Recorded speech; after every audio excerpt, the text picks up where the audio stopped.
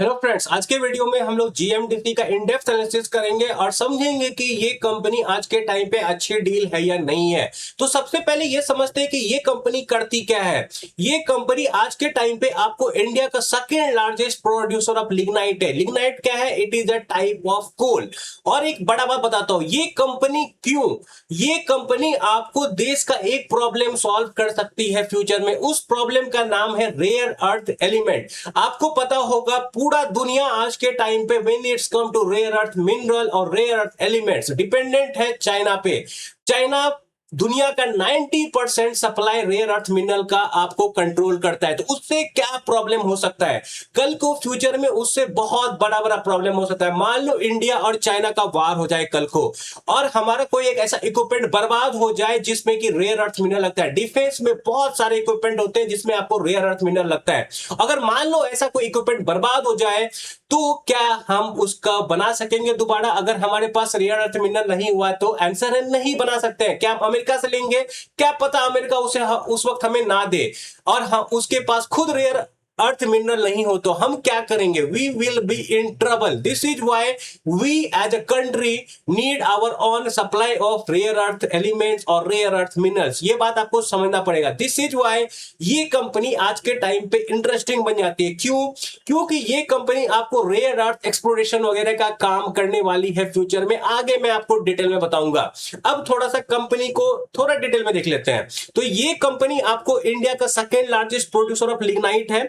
Government of Gujarat इनको on करती है एंड मैनेज करती है। उसके अलावा देखोगे आप तो ये लोग बॉक्साइट वगैरह सबके का भी एक्सट्रैक्शन करते हैं। कंपनी का क्लाइंट कौन है? आपको पावर जनरेशन वाली कंपनी, टेक्सटाइल वाली company, steel, chemical and ceramics वाली कंपनी। और सबसे अच्छा बात यह है इस कंपनी के बारे में कि कंपनी टोटली आपको डेट फ्री है आज के टाइम पे। फ्री कैश फ्लो बहुत ही अच्छा है और इनका जो 90% बिजनेस आता है वो आता है आपको माइनिंग के बिजनेस से। तो कंपनी का आज के टाइम पे माइनिंग में एक्सपर्टाइज है और फ्यूचर इनको क्या करना है? रेयर अर्थ मिनरल का माइनिंग करना है। तो they already know how to mine. This is their advantage. अब आगे बढ़ते हैं, देखते हैं सेक्टोरल टेलविंड्स वगैरह क्या है। देखो एक सेक्टोरल टेलविंड तो मैं आपको पहले ही बता चुका हूं कि देखो जैसे ईवी वाला हो गया, ईवी हो गया, रिन्यूएबल हो गया, डिफेंस सिस्टम, सब में रेयर अर्थ मिनरल का यूज होता है। और वो आज के टाइम पे इंडिया के पास अपना उसका कंट्रोल नहीं है। तो इंडिया चाहती है कि रेयर अर्थ एलिमेंट का हमारा खुद का पूरा इकोसिस्टम हो। ठीक है। उसके अलावा देखा जाए तो एनर्जी सिक्योरिटी। आज के टाइम पे क्या होता है कि हम बहुत सारा हार्ड कोल इंडिया के बाहर से मंगवाते हैं। ठीक है। हार्ड कोल क्या होता है ना कि हार्ड कोल को अगर बर्न करोगे तो वो ज्यादा आपको हीट प्रोड्यूस करेगा, और चूंकि ज्यादा हीट प्रोड्यूस करेगा कंपेयर टू आपको lignite. Lignite is a type of coal commonly known as brown coal. ठीक है।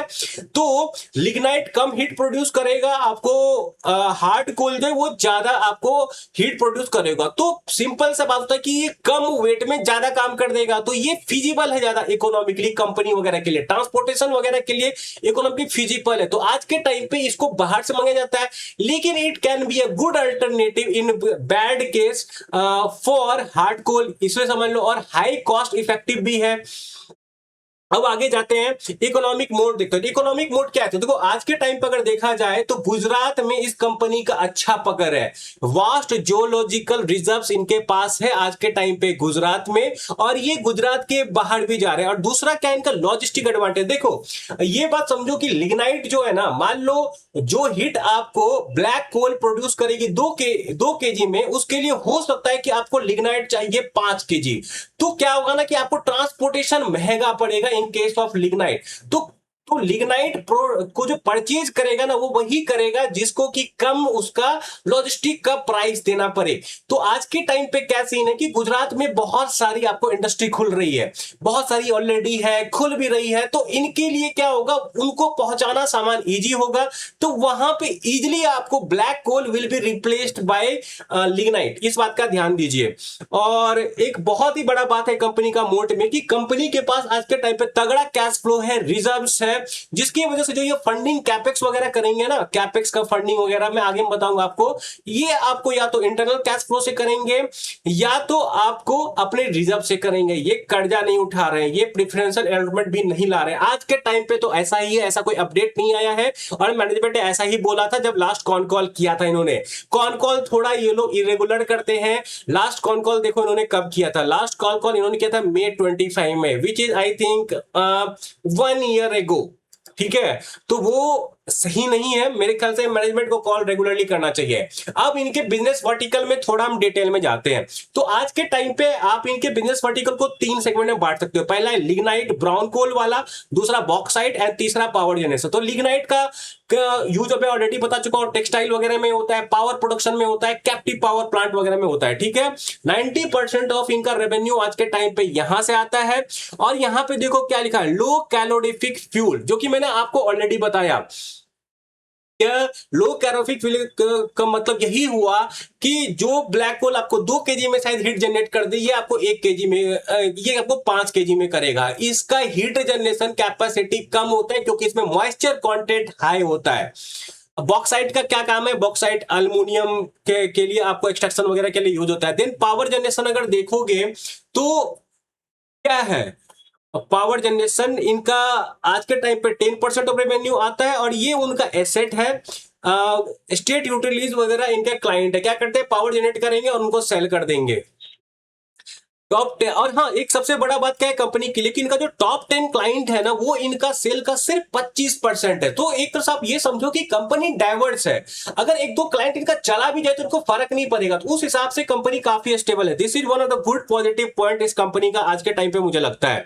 अब हम आते हैं ना इनका डाइवर्सिफिकेशन में देखते हैं, क्योंकि देखो जो पुराना बिजनेस है ना वो तो उतना मजेदार नहीं है। मजेदार है इनका फ्यूचर का बिजनेस। वो क्या है, देखो आज तक ये कंपनी क्या थी, गुजरात बेस्ड थी। अब ये कंपनी क्या करेगी, आपको उड़ीसा में जा रही है। उड़ीसा में क्या करेगी ये लोग, उड़ीसा में ये लोग आपको हार्ड कोल ढूंढेंगे, हार्ड कोल का एक्सट्रैक्शन करेंगे। कहां पे, ये 3 जगह देख लो, बूढ़ा पहाड़ करके है, बैतारानी वेस्ट है, ये सब 3 जगह है, यहां पे ये लोग करेंगे। इनको ये 3 मैसिव कोल ब्लॉक दिया गया है उड़ीसा में। पहले क्या थे, आपको गुजरात के प्लेयर थे, रीजनल प्लेयर थे, अब ये लोग नेशनल प्लेयर बनने जा रहे हैं। देन यहां पे आता है बेस एंड मल्टी मेटल्स। अब ये लोग क्या करेंगे, मल्टी मेटल्स का भी एक्सट्रैक्शन करेंगे, जैसे कॉपर हो गया, लीड हो गया, जिंक हो गया। इनके लिए लोग क्या कर रहे हैं, एक project developing the Ambaji machine in Gujarat into a major underground multi metal mine. ये जो बेसिन यहां पे कर रहे हैं, यहां पे ये लोग मल्टी मेटल का माइन वगैरह करने वाले हैं। और इसका यूज कहां पे होगा, यूज होगा आपको इलेक्ट्रिकल इंफ्रास्ट्रक्चर में, रिन्यूएबल ग्रिड में, ईवी मैन्युफैक्चरिंग में। कॉपर वगैरह का तो यूज होता है, जिंक वगैरह का यूज होता है। आगे देखते हैं value added mineral and syngas. एक बहुत ही इंपॉर्टेंट चीज है कि ये लोग क्या करेंगे, इन लोगों ने एमओयू किया हुआ एनटीपीसी के साथ टू यूटिलाइज गैसिफिकेशन टेक्नोलॉजी। क्या करेंगे ये लोग, जो ये लो ग्रेड कोल है इग्नाइट, इसको वैल्यूएबल गैस में बदलेंगे। तो देखो लो ग्रेड इनको ज्यादा एक्सपोर्ट तो ये कर नहीं सकते हैं क्योंकि इकोनॉमिकली वायबल नहीं होता है, लेकिन इसको क्या करेंगे, सिन गैस में बदल देंगे और फिर उसे यूज करेंगे और सेल करेंगे। उसके अलावा देखोगे silica sand, value added minerals वगैरह बनाएंगे। सिलिका सैंड क्या होता है, scaling of extraction for use in solar panel. I think आपको समझ में आ गया होगा ऑलरेडी ये क्या है। फ्लूइडोस्पार क्या है, expansion of supply of steel fluxing application, that's all. अब हम लोग इनके मेन बिजनेस पे आते हैं, फ्यूचरिस्टिक बिजनेस पे आते हैं। वो क्या है, आपको रेयर अर्थ एलिमेंट का तो टारगेट कर रही है लोग Amba Dunkar carbonate tight complex, जो कि गुजरात में है, और वहां पे ये लोग फोकस करेंगे मैग्नेट रेयर अर्थ के लिए। तो देखो ये 2 एलिमेंट है, नाम लेने में थोड़ा दिक्कत होगा, थोड़ा अजीब सा नाम है, लेकिन समझो काम क्या करता है, मैं नाम लेने का जरूरत ही नहीं है यहां पे। तो ये लोग क्या करेंगे, ये सुपर मैग्नेट्स हैं बेसिकली, जिसका कि यूज होता है EV motor and wind turbine. Basically ये दोनों एलिमेंट का यूज होगा आपको सुपर मैग्नेट्स बनाने में, जिसका यूज होता है EV motor and wind turbine पे। वहीं पे ये 2 आपको एलिमेंट है जिसका कि आपको यूज होता है heat resistance for aerospace and defence application. तो आपको ये समझना है कि ये 4 एलिमेंट पे काम कर रहे हैं। 2 का काम आपको होगा EV motor and wind turbine में मैग्नेट के लिए, ठीक है, सुपर मैग्नेट के लिए, और दूसरे का हीट रेजिस्टेंस के लिए। और इससे क्या होगा, हमारा 100% जो डिपेंडेंसी है चाइना पे वो खत्म हो जाएगा। अब हम लोग देखते हैं revalue chain and target. Target क्या है, देखो ये लोग क्या कर रहे हैं ना, आपको एनएमडीसी के साथ एमओयू इन्होंने साइन किया है। एनएमडीसी क्या है, इंडिया का लार्जेस्ट आयरन ओर प्रोड्यूसर है, और ये लोग क्या करेंगे, establishment of chemical separation, refining and permanent magnet manufacture. जैसे मैंने आपने बोला था कि इन्होंने आपको एमओयू वगैरह साइन किए, एंड टू एंड ये लोग आपको रेयर अर्थ एक्सट्रैक्शन, मैग्नेट वगैरह का ये लोग देखेंगे। तो इन दोनों का मिलकर टारगेट है कि हम लोग 12,000 ton of rare earth oxide mine करेंगे FY 2028 तक। देखो क्या होता है, देखो ये कंपनी तो कॉल रेगुलेटरी करती नहीं है, तो आप एनएमडीसी वगैरह के बिजनेस से थोड़ा बहुत आइडिया ले सकते हो कि ये कंपनी क्या करेगी। अब आते हैं इनके सबसे इंटरेस्टिंग पार्ट पे, वो क्या है, वो है इनका प्रोजेक्ट शिखर। प्रोजेक्ट शिखर के थ्रू ये लोग टारगेट कर रहे हैं 14,500 करोड़ का रेवेन्यू बाय FY 2030। एक्चुअली में ये 5.5x बनता है, क्योंकि अगर आप देख लो आज के टाइम पे इनका रेवेन्यू कितना है, आज के टाइम पे इनका रेवेन्यू है आपको टीटीएम रेवेन्यू 2626 करोड़ का, ठीक है। तो अगर मैं 14,500 करोड़ कर देता हूं टू बी एग्जैक्टली, और 26 करोड़, तो ये कितना बनता है, ये बनता है 5.57। तो लगभग ये 5.5x का जंप हो सकता है अगर ये एग्जैक्टली इस टारगेट को मीट कर ले। तो ये कहां से करेंगे ये चीज, तो सबसे पहला जो ओडिशा में मैंने आपको 3 प्लांट दिखाया हार्डकोर के लिए, वो इनको काफी हेल्प कर सकता है। देन उसके बाद लिग्नाइट एक्सपेंशन, लिग्नाइट के लिए ये नया 6 आपको माइंस कर रहे हैं, ओपनिंग 6 न्यू माइंस इन गुजरात, ये सब डिफरेंट डिफरेंट जगह है, उसको देख लीजिएगा। अब हम इनको देखते हैं कि कैपेक्स वगैरह कहां से करेंगे, और वो जो फंड है कैसे करेंगे, और कितना कितना कहां पे लगने वाला है। तो इनका प्लान है टोटल कैपेक्स 13,400 करोड़ करने का बाय FY 2030, जिसमें से ज्यादातर पार्ट आपको लैंड एक्विजिशन पे जाएगा, ये रीड कर लेना, उतना भी इंपॉर्टेंट नहीं है। ये डिफरेंट डिफरेंट जगह इनका कैपेक्स लगने वाला है। लेकिन सबसे अच्छा बात क्या है कि ये कैपेक्स को कंपनी फंड कहां से करेगी। अभी के टाइम पे तो कंपनी ऐसा बोल रही है कि हम लोग कैश फ्लो से करेंगे, और अपना जो पैसा हमारे पास है उससे करेंगे, रिजर्व्स वगैरह में, ठीक है। देखो मैंने बहुत कंपनी को ऐसा देखा है, पहले बोलेंगे कि वी डोंट नीड मनी, हम अपने पैसे से कर लेंगे, बाद में अचानक से कैपेक्स के लिए फंड उठाने आ जाएंगे, पता नहीं, आपको देखना पड़ेगा, ठीक है।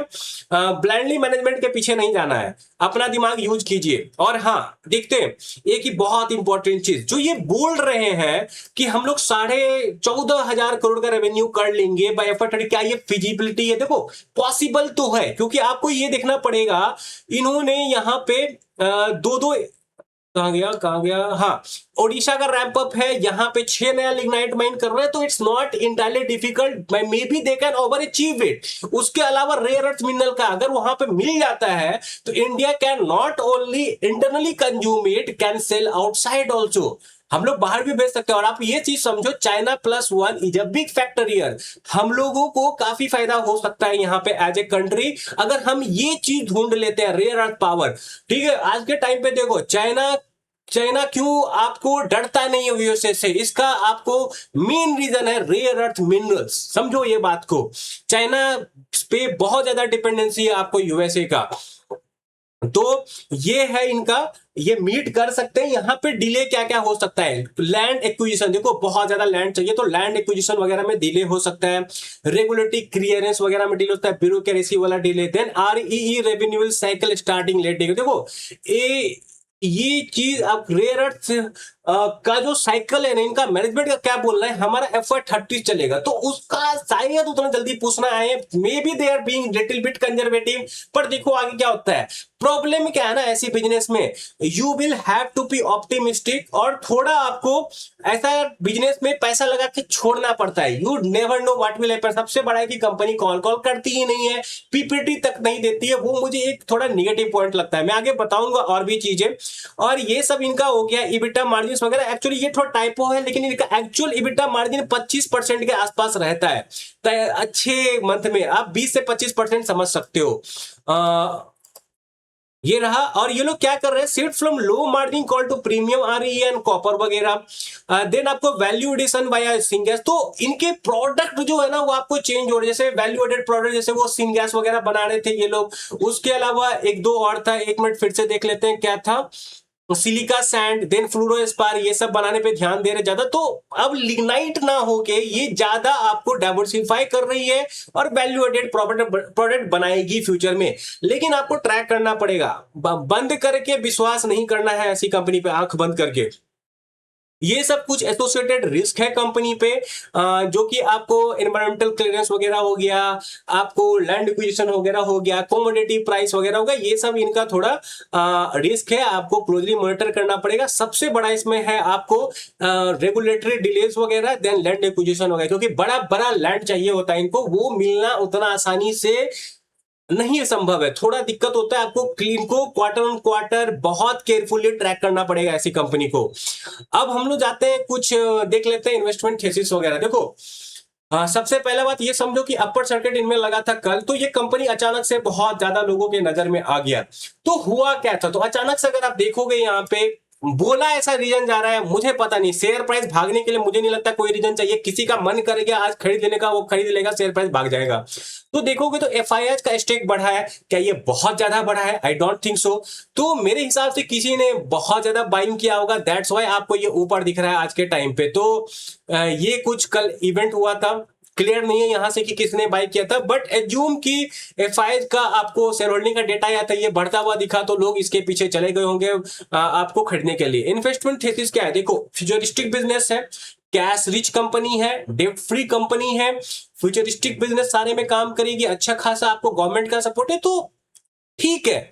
कंपनी उस हिसाब से खराब नहीं लग रही है। अब मैं आपको आगे बताता हूं मेरा आउटलुक क्या है कंपनी पे। देखो मैंने 3 कैलकुलेशन किया, पहले बता देता हूं कंपनी का पैट मार्जिन मुझे समवेयर अराउंड 22% लग रहा है। वो मैंने कैसे डिराइव किया, देखो यहां पे अगर आप जाओगे तो मैंने यहां पे क्या किया ना, कंपनी का आपको ये वाला क्वार्टर ले लिया, ठीक है, जून वाला क्वार्टर लिया, क्योंकि देखो ये वाला क्वार्टर में कंपनी का अदर इनकम बहुत हैवी था, तो मैंने इसको हटा दिया, इसका नहीं लिया। मैंने देख लिया कि जून क्वार्टर में इसका कितना परसेंटेज ऑफ आपको प्रॉफिट बना था, उस हिसाब से मैंने ये जूम किया कि चलो कल को इनका फ्यूचर में आपको प्रॉफिट एक्सपेंशन होने वाला है, क्योंकि रेयर अर्थ वाले एलिमेंट सबसे इनको ज्यादा आपको मार्जिन मिलने वाला है। वो थोड़ा डिले आएगा, लेकिन फिर भी हमें जूम करते हैं, ऑप्टिमिस्टिक कैलकुलेशन करेंगे कि इनका पार्ट मार्जिन आगे फ्यूचर में बढ़ेगा। और ऐसी कंपनी का जहां पे मैनेजमेंट क्लियर गाइडेंस नहीं दे रही है, मैनेजमेंट कॉल नहीं करी, ये सब करना थोड़ा डिफिकल्ट है। दैट इज वाई से कि ऐसी कंपनी से दूर रहना इज ए बेटर ऑप्शन। आप देखो यहां पे कैसे कैलकुलेट करेगा कोई इंसान, यहां पे 583 करोड़ का अदर इनकम है, यहां पे अदर इनकम 78 करोड़ का है। फ्यूचर में अदर इनकम आएगा भी नहीं, गारंटी नहीं है कि आएगा नहीं आएगा, लेकिन फिर भी मैंने आपको एक ऑप्टिमिस्टिक केस दिखाया कि what can this company do अगर सब कुछ इनके लिए बहुत अच्छा रहा। तो ये ध्यान देना कि 22% के आसपास इनका मार्जिन बनता है पैट का।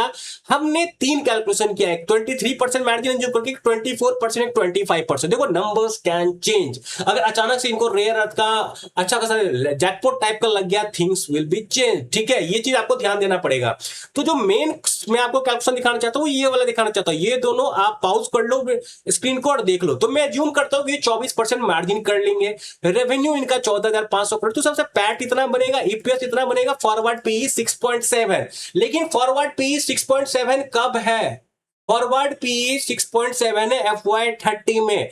क्या हमें आज के टाइम पे ऐसी कंपनी नहीं मिल रहा है? आई थिंक आज के टाइम पे ऐसी कंपनी अवेलेबल है जिसका फॉरवर्ड पीई FY28 में ही 6.7 है। तो why will I go for such company? आप ये चीज का ध्यान दो। और दूसरा बात क्या है ना कि आगे फ्यूचर में बाय 24% मार्जिन हुआ कि नहीं होगा, आपको ये बात समझना पड़ेगा। मुझे उसका चांसेस थोड़ा कम लगता है, क्योंकि देखो आज के टाइम पे जो इनका है आपको प्रॉफिट मार्जिन वगैरह किसके द्वारा फूला हुआ है?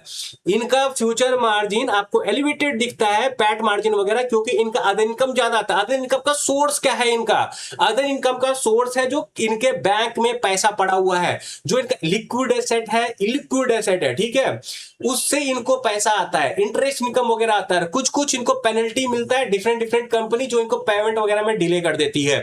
तो क्या इनको फ्यूचर में आएगा? देखो अभी कंपनी ना एक्सपेंशन मोड में है, मतलब ये शायद अपने रिजर्व में उतना पैसा ना रखे, और अगर रिजर्व में पैसा रहेगा नहीं तो पैसा आएगा कहां से? इंटरेस्ट अदर इनकम आएगा कहां से? तो यू कैन नॉट एज्यूम कि ये कंपनी आपको इतना अदर इनकम करेगी ही हर साल, देन डू योर कैलकुलेशन। तो मैं जो ये यहां पे कैलकुलेशन दिखा रहा हूं, it is highly optimistic. Chances है कि ये कंपनी करे तब करें जब इनका कहीं लॉटरी लग जाए रेयर था वगैरह का, अदरवाइज इट्स लुक डिफिकल्ट कि ये इतना मार्जिन कर पाए। और उसके लिए हमें क्या करना पड़ेगा, ऐसी कंपनी को ट्रैक करना पड़ेगा, क्वार्टर और क्वार्टर देखिए क्या अपडेट दे रही है, हर चीज देखिए, ठीक है, तब आपको क्लैरिटी मिलेगा whether this company can actually achieve 20% PAT margin और नॉट। फॉरवर्ड पी 6.7 है, उस हिसाब से थोड़ा लिक्विडिटी लगती है, लेकिन मेरा क्या टेक है, देखो सब कुछ हटाओ, ये सोचो कि आज के टाइम पे मार्केट में अपॉर्चुनिटी है कि नहीं। हमें क्या मतलब है, हम डेटा सेंटर की कंपनी से बनाए, डिफेंस की कंपनी से बनाए, ज्वेलरी की कंपनी से बनाए, रिन्यूएबल कंपनी से बनाए। As a investor we only care about money, we should care about कि हमें पैसा बनना चाहिए, कहीं से बनाए, दैट्स ऑल। तो मेरा ये सवाल है कि दिस FY30 का forward P in super optimistic case मुझे उतना अच्छा नहीं लग रहा है, ठीक है। उसके अलावा ये कंपनी ऑलरेडी आपको ऊपर भाग गई है, ठीक है, तो उतना अट्रैक्टिव नहीं लग रहा है मुझे। There are better opportunities available, तो I would prefer avoiding this company. Why? Because there are better opportunities in market. Second thing is that कि मैनेजमेंट कॉल नहीं करती है, ना पीपीटी देती है। If they want share those things, मैं कहां से अपना मॉडलिंग करूं, मैं कहां से डिटेल निकालूं। देखो क्या होता है ना, अच्छा वक्त चल रहा होता है ना, शेयर प्राइस ऊपर जा रहा होता है ना, कोई सवाल नहीं आता है मन में एज ए इन्वेस्टर। बट जब शेयर प्राइस नीचे जाता जाएगा ना, do you have anything to back on कि जाओ मैं उसको थोड़ा पढ़ लेता हूं, उसके बाद देखूंगा कि आगे क्या करेगी कंपनी।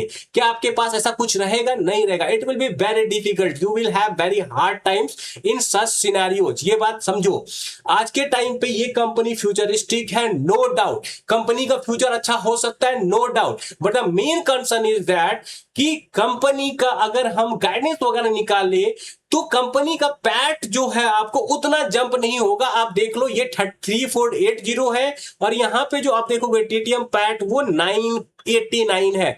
तो अगर हम देखें तो पैट जंप कंपनी का अगले 4 साल में बस 3.5x का आएगा। We can not count other income, उस पर भी मैंने ये बोला हुआ है कि 24% मार्जिन होगा अदर इनकम इंक्लूड करके, मे बी अदर इनकम ना आए, वी नेवर नो, ठीक है। तो we are being optimistic, and optimistic हो के मुझे लग रहा है कि कंपनी का पैट अगले 4 साल में 3.5 गुना होगा। Is it a good deal? No, आपको रिलेटिव सोचना पड़ेगा। इस मार्केट में there are better deal available, इस बात का ध्यान दीजिएगा, अपना रिसर्च कीजिए। गुजरात मिनरल में ऐसा हो सकता है कि यूफोरिया में पैसा बन जाए। देखो मार्केट में क्या होता है ना, यूफोरिया में भी पैसा बनता है। जैसे ये आपको रेयर अर्थ मिनरल की कंपनी है, आजकल जो चल रहा है वो ग्लोबल पॉलिटिक्स वगैरह, उसमें आपको पता चला होगा रेयर अर्थ मिनरल का इंपॉर्टेंस। तो ऐसे टाइम पे क्या होता है ना, ऐसी कंपनी को पंप एंड डंप किया जाता है। जैसे रेलवे में एक टाइम पे हुआ, क्या रेलवे कंपनी का रेवेन्यू बहुत एक्सप्लोर किया? नहीं किया, लेकिन उनका शेयर प्राइस अच्छा खासा भागा। तो same thing can happen with Gujarat mineral development. पर क्या हम इस बोर्ड से बैठ सकते हैं एज इन्वेस्टर? नहीं, हमारा decision as investor should be data back, it data supporting it, no. And the thing is that आज के टाइम पे मल्टीपल अपॉर्चुनिटीज है, तो व्हाई गुजरात मिनरल डेवलपमेंट, मेरा सवाल ये है, ठीक है।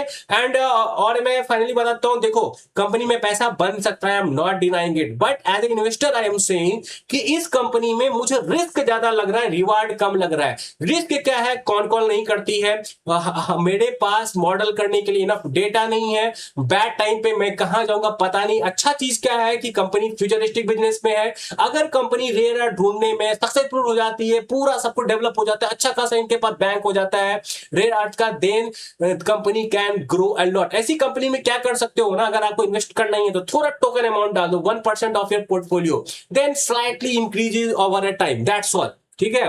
जैसे जैसे आपको क्लैरिटी मिलता जाए, एक गो में लमसम में ऐसी कंपनी में पूरा पैसा नहीं डालना है, specially as such valuation and such price, इसमें ऑलरेडी 20% का अपर सर्किट लगा हो। तो अब मैं कंक्लूड करता हूं, it is not a buy sell recommendation from me, company is a futuristic company, no doubt, but I do not have enough data to back this company. That's all as an investor and as an analyst. It is not buy sell recommendation, इस बात पे ध्यान दीजिएगा। ये सिर्फ और सिर्फ मेरा पर्सनल ओपिनियन है, आपको अपना डिसीजन अपने फाइनेंशियल एनालिस्ट से कंसल्ट करके लेना है, मेरे बोलने पे नहीं जाना है, ये बात समझिए। I can be wrong, I am a human being, I can be wrong, I have been wrong multiple times in past. That's all, bye. I hope you liked it. अगर आपको पसंद आया प्लीज लाइक सब्सक्राइब कीजिए, thanks, bye.